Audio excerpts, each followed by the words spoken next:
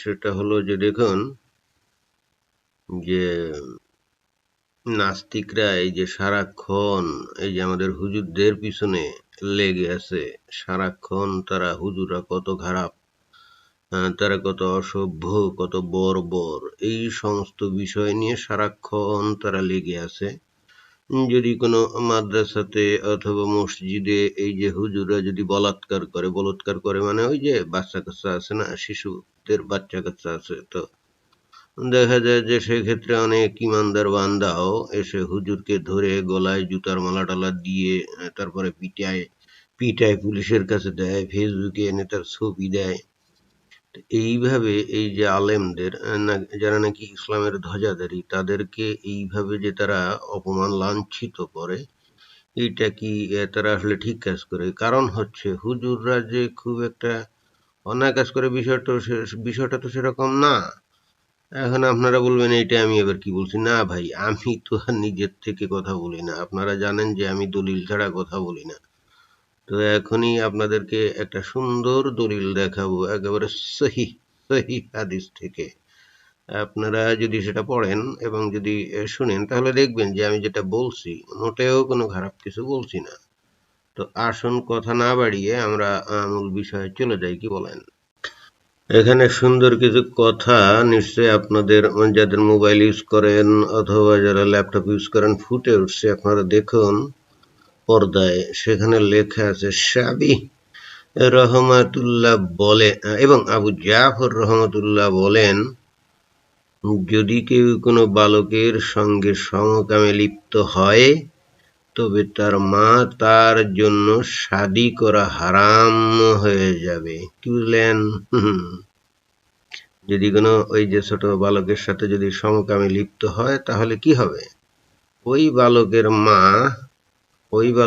মা ওই লোকটার জন্য, অর্থাৎ আমরা যেটা জানি যে মসজিদে বা মাদ্রাসায় ওই যে হুজুররা এই যে বাচ্চাদেরকে বলৎকার করে, বিশেষ করে যে ছোট ছোট বাচ্চাদেরকে কওমি মাদ্রাসায়, এখানে দেখুন যে আল্লাহর নবীর বিধান হলো যে ঠিক আছে করছে, সমস্যা কি করছে, সেক্ষেত্রে ওই বাচ্চার মাটাকে ওই হুজুর আর বিয়ে করতে পারবে না। এর চাইতে তো আর কোনো বেশি কোনো কিছু নাই।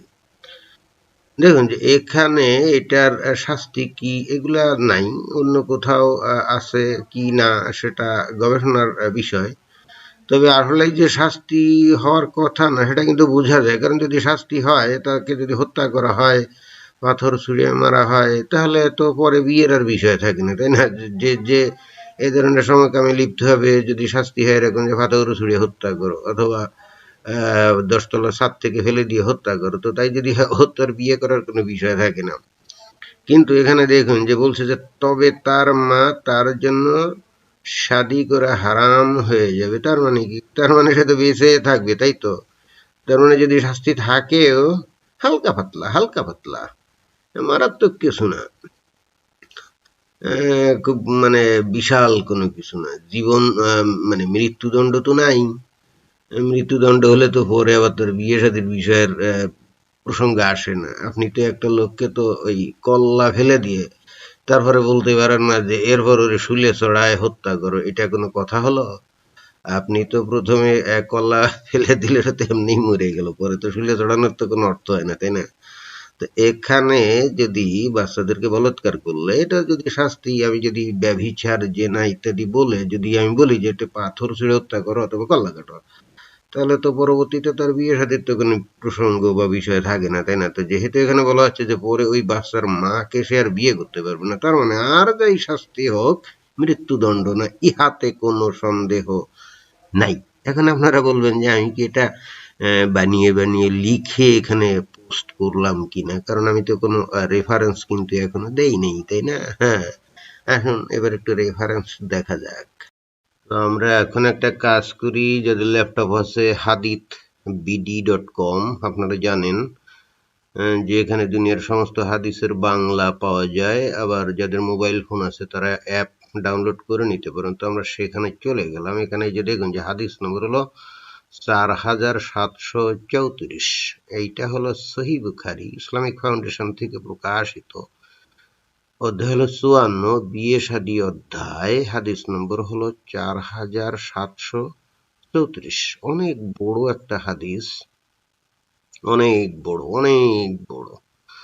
যাই হোক, আমরা একটু নিচের দিকে যাই আস্তে আস্তে স্ক্রল করে। অনেক বড় হাদিস তো, প্রথমে আরবিতে আছে।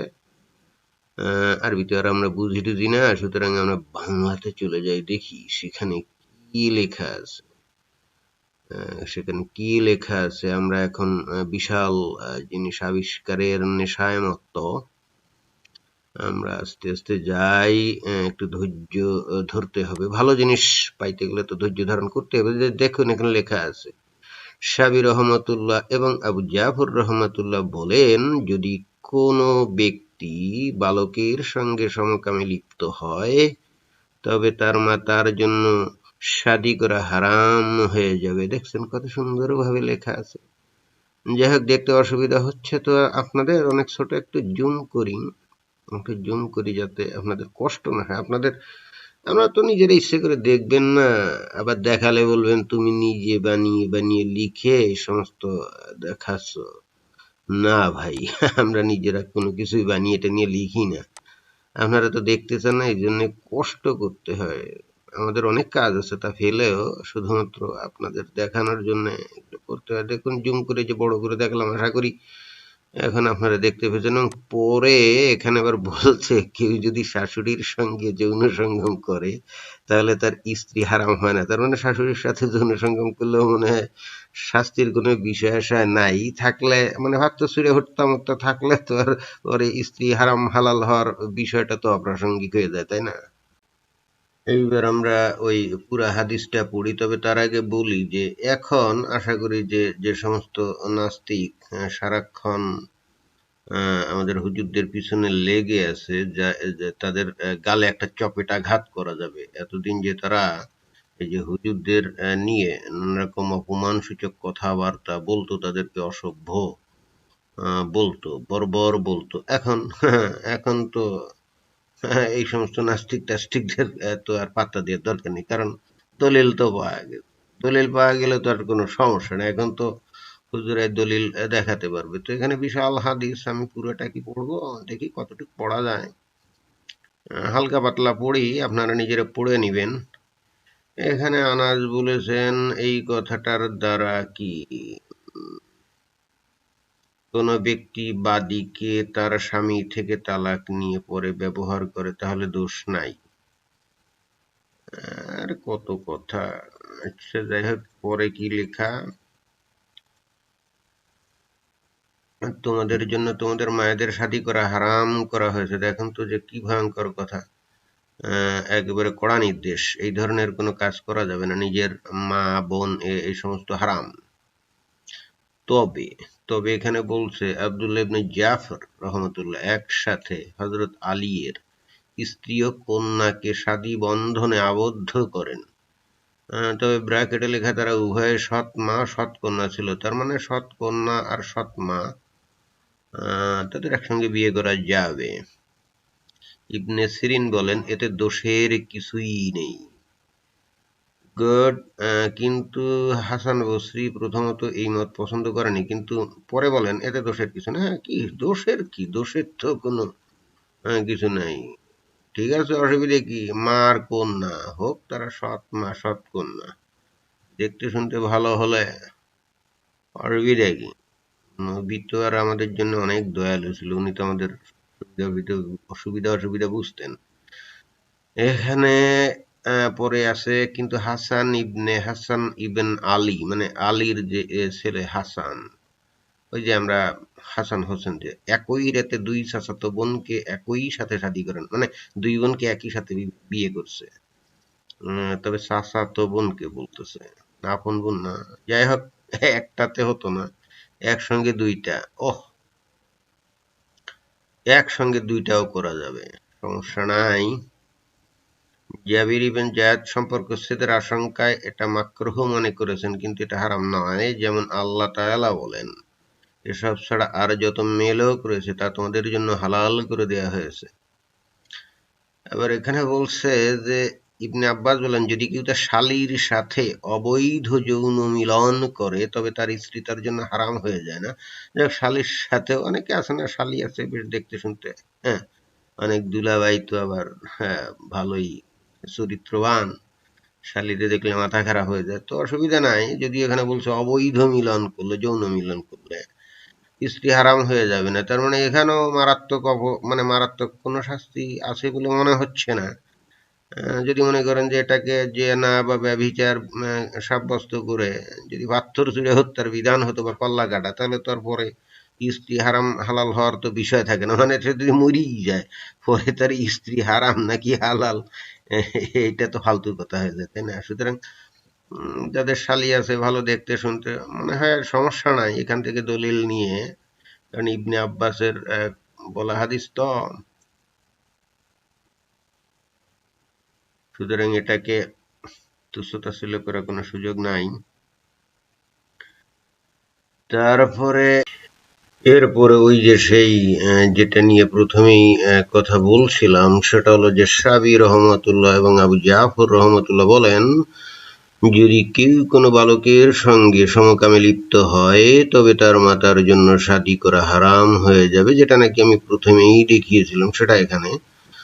তো এইটা আমার কাছে মনে হয় যে হুজুররা সম্ভবত সম্ভবত, আমি নিশ্চিত না, এটাকেই দলিল হিসাবে ধরে তারা মনে হয় এই সমস্ত কাজ কাম করে, এবং এই কারণেই তারা এর জন্য অনুতপ্ত হয় না এবং মনে করে না যে এইটা করলে তাদের খুব খারাপ কিছু হচ্ছে। যেহেতু এটার শাস্তি মৃত্যুদণ্ড না বলেই মনে হচ্ছে, যদি তাই হতো তাহলে তো আর ওই বালকটার, মানে যাকে দর্শন করলো, তার মা হারাম হয়ে যাবে বিয়ের জন্য, এই সমস্ত কথা তো থাকতো না। তো যাই হোক, তারপরে দেখা যাক। এখানে বলছে ওই যে আগে বলছিলাম যে ওই একই চলছে এখনো, মানে ওইটাই দেখাচ্ছে। ইকরামা ইবনে আব্বাস থেকে বর্ণিত, তিনি বলেন, কেউ যদি শাশুড়ির সঙ্গে যৌন মিলনে লিপ্ত হয় তবে তার স্ত্রী হারাম হয় না। হ্যাঁ, শাশুড়িকেও যদি মনে লাগে তাহলে কিন্তু, হ্যাঁ, চেন সমস্যা নাই, কারণ ওই যে বলছে স্ত্রী হারাম হয় না, তার মানে শাশুড়ির সঙ্গে এই ধরনের কাজ করলে এটা যদি বিশাল একটা, কি বলা যায়, বিশাল একটা যদি অপরাধ হয়, মানে জেনা বা ব্যভিচারের পর্যায়ের কোনো শাস্তি, তাহলে তো তার কল্লা ফেলে দিতে হবে বা তার কি করতে হবে, পাথর ছুঁড়ে হত্যা করতে হবে, তাই না? তো মরে গেলে তো আর স্ত্রী হারাম হালালের বিষয়টা থাকে না, কিন্তু সব জায়গায় কিন্তু একই কথা। সুতরাং হ্যাঁ, এই রকম অনেক বিষয় আসা আছে, আপনারা একটু পড়ে নেবেন। আমি অবশ্য ইয়েতে কমেন্ট বক্সে, মানে নিচে আমি ডেসক্রিপশন বক্সে আমি দিয়ে দেব। এখন আমি যেটা বলতে চাচ্ছি যে দেখুন, যে যত যাই বলা হোক না কেন, হুজুরা তো এগুলো পড়ে, জানে, এবং সুতরাং তারা মনে হয় এখান থেকেই উৎসাহিত হয়। তারা যদিও হয়তো সামাজিকভাবে এগুলো খুবই খারাপ দেখা যায়, একটা বাচ্চা ছেলেকে ধরে ধর্ষণ করবে, রেপ করবে, মানে বলৎকার করবে, এটা তো মানুষ শুনলে বলবে খারাপ খারাপ, কিন্তু হুজুররা কেন এই কাজ থেকে বিরত হয় না? এর কিন্তু আমার মনে হয় যে কিছুটা হলেও একটা দালিলিক, সমর্থন এখান থেকে মনে হয় তারা নেয়। অনেকে বলবো যে তুমি কি জানো নাকি এখান থেকে নেয়? না, আমি জানি না আসলে তারা কোথা থেকে নেয়, তারা তো আর বলে টলে না। কিন্তু তারা যেভাবে এই কাজটা করে, তারা তো নিশ্চয়ই ইসলাম আপনার আমার চাইতে বেশি জানে, বোঝে, কারণ এগুলাই তো তারা পড়ায়। তো এগুলো যখন পড়ায় নিশ্চয়ই এগুলো পড়ছে, পড়ার পরে দেখে যা, আচ্ছা তাই নাকি, হ্যাঁ হয়তো এটা নেয় না, কিন্তু মারাত্মক অন্যায়ও না। অ্যাটলিস্ট এই ধরনের কাজ করলে যে তার জন্য বেহেশত হারাম হয়ে যাবে বিষয়টা মোটেও তা না। তা বাদে তওবা করার ব্যবস্থা তো আছেই। সুতরাং আমার কেন জানি মনে হচ্ছে, আমি ভুলও হতে পারে, কোনো না কোনোভাবে এটাকেই মনে হয় তারা তাদের কাজের পক্ষে সমর্থন হিসাবে তারা ব্যবহার করে। অবশ্য আজও পর্যন্ত কোনো হুজুরকে বলতে শোনা যায়নি এ কথা।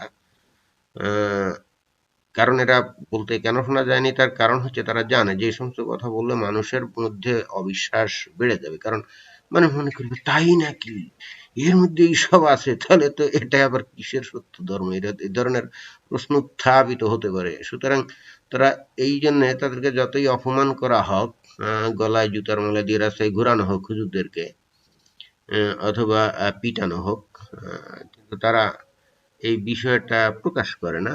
এবং প্রকাশ করে না তার কারণ ওই যে তারা জানে যতই তাকে জুতা পেটা করা হোক, এটা করা হোক, ওটা করা হোক, তাকে তো আর পিটায় মেরে ফেলে না। অন্যান্য জায়গায় তো, অন্যান্য অনেক ঘটনায় তো পিটায় মেরে ফেলে, হুজুরদেরকে তো আর পিটায় মেরে ফেলে না, তাই না? সুতরাং তার এই সুযোগটা নিয়ে আপাত কিছু কষ্ট টষ্ট ভোগ করে অ্যাটলিস্ট সে তো, তাকে তো কল্লা ফেলে দেওয়া হচ্ছে না।